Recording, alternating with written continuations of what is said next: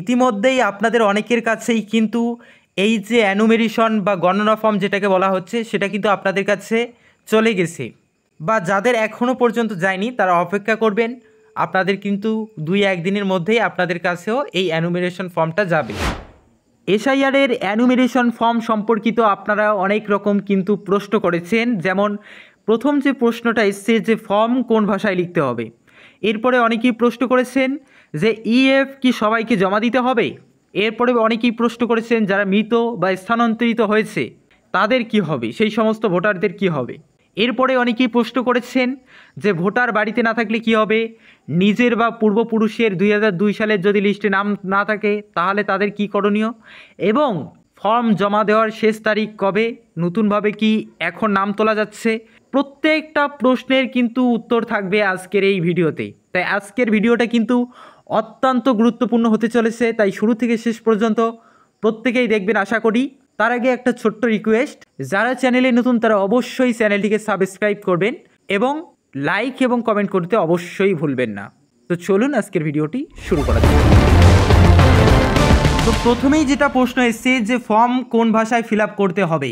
হ্যাঁ, এক্ষেত্রে আপনাদের বলে রাখি যে আপনাদের কাছে কিন্তু বাংলায় যেহেতু ফর্মটা এসছে আপনারা বাংলাতেও ফিল আপ করতে পারেন, ইংরেজিতেও ফিল আপ করতে পারবেন, কোনো অসুবিধা নেই। বাংলায় যদি আপনারা ফর্ম ফিল আপ করেন তবে এক্ষেত্রে আপনাদের যে ডিজিটগুলো রয়েছে অর্থাৎ নাম্বার ডিজিটগুলো, যেমন আধার কার্ড নাম্বার, ইপিক নাম্বার, এরপরে আপনাদের জন্ম তারিখ, এগুলা কিন্তু ইংরেজিতে লেখার চেষ্টা করবেন, কারণ যারা ডাটাগুলো এন্ট্রি করবে তাদের কিন্তু পড়তে সুবিধা হবে। অর্থাৎ বাংলায় যেমন 4, ইংরেজিতে 8, একই রকম দেখতে। তাই আপনারা চেষ্টা করবেন যে নাম্বার ডিজিটগুলো সবগুলোই ইংরেজিতে লেখার, তাহলে তাদের ধরতে অনেকটাই সুবিধা হবে। সবথেকে ভালো হয় যে আপনারা যে ফর্মটা ফিল আপ করতেছেন পুরোটাই যদি ইংরেজিতে ক্যাপিটালে লিখতে পারেন, ঠিক আছে, সেটা সবথেকে বেটার হয়। এরপরে যেটা প্রশ্ন করেছেন যে ইএফ এটা কি সবাইকে জমা দিতে হবে। ইএফ বলতে আমরা যেটাকে বলছি সেটা হচ্ছে অ্যানুমেরেশন ফর্ম বা যে গণনা ফর্মটা, তাকে কিন্তু আপনাকে সংক্ষেপে আমরা বলতেছি ইএফ।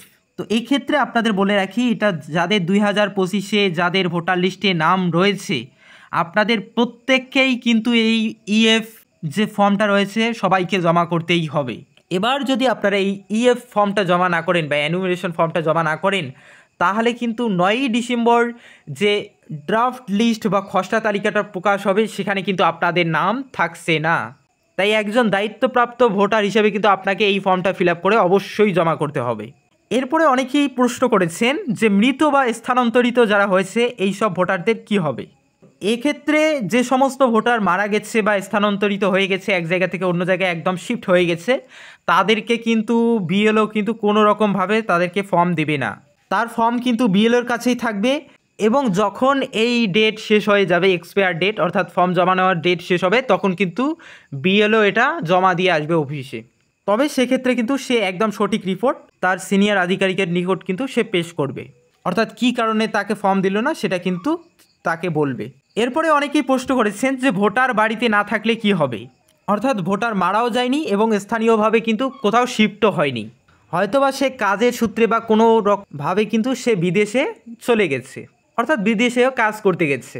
তাহলে কিন্তু এক্ষেত্রে ভোটারের যে আত্মীয় স্বজন, বাবা, কাকা, দাদা, তাদের কাছে কিন্তু বিএলও ফর্মটা দিয়ে যাবেন।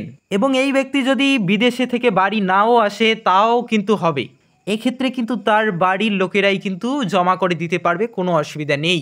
অর্থাৎ বাড়ির যিনি প্রাপ্তবয়স্ক লোক রয়েছে যার ভোটার লিস্টে নাম রয়েছে সে কিন্তু জমা করে দিতে পারবে।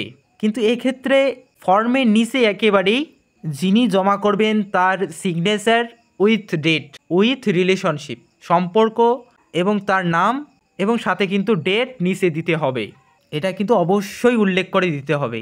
এক্ষেত্রে কিন্তু বিএলও সেটা ভালো করে ভেরিফাই বা যাচাই করে নেবে। এরপরে যেটা প্রশ্ন বারবার সামনে এসছে সেটা হচ্ছে নিজের বা পূর্বপুরুষের নাম 2002 সালের তালিকায় নেই, তাহলে সেক্ষেত্রে কি হবে।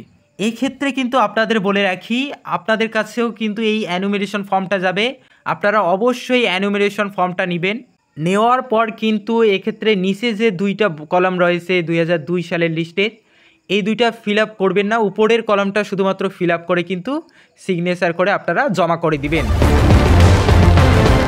তবে আপনাদের এক্ষেত্রে কিন্তু AERO বা ERO যারা রয়েছেন তারা কিন্তু আপনাকে একটা নির্দিষ্ট দিনে হায়ারিংয়ের জন্য আপনাদেরকে ডাকবেই। অর্থাৎ প্রথমে কিন্তু আপনি যে ফর্মটা ফিল আপ করে জমা করলেন, এরপরে যে খসড়া তালিকাটা তৈরি হচ্ছে সেখানে কিন্তু আপনার নাম থাকবে না। আপনাকে কিন্তু একটা নির্দিষ্ট দিনে কিন্তু ERO অফিস থেকে কিন্তু আপনাকে ডাকবে হায়ারিংয়ের জন্য। আপনাকে কিন্তু যে নথিগুলোর কথা বলা হয়েছে সেই 11টি নথি বা অন্য কোনো নথি নিয়ে কিন্তু আপনারা সেই হায়ারিংয়ে অবশ্যই উপস্থিত হবেন। যদি কোনো নথি না পান তাহলে অবশ্যই কিন্তু আপনারা আধার কার্ডটা নিয়ে যাবেন। এক্ষেত্রে যদি আপনি প্রমাণ করতে পারেন যে না আপনি সত্যিই এখানকার ভারতীয় নাগরিক, ERO যদি সন্তুষ্ট হয় তাহলে কিন্তু অবশ্যই আপনার নাম ভোটার তালিকায় উঠবে। এরপরে যেটা প্রশ্ন এসছে যে ফর্ম জমা দেওয়ার শেষ তারিখ কবে।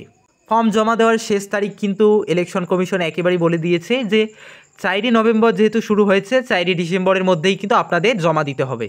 তো আপনারা এই ক্ষেত্রে শেষ দিনের জন্য কোনোভাবে অপেক্ষা করবেন না, তার আগেই জমা দেওয়ার চেষ্টা করবেন। এরপরে যেটা প্রশ্ন এসছে যে নতুনভাবে কি এখন নাম তোলা যাবে ভোটার লিস্টে।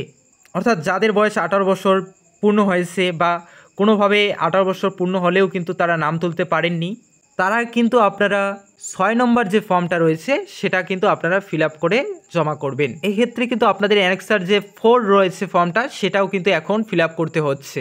আপনারা এখন ফর্ম জমা করতে পারবেন, কোনো অসুবিধা নেই, কিন্তু এক্ষেত্রে আপনাকে এখন এন্ট্রি করছে না।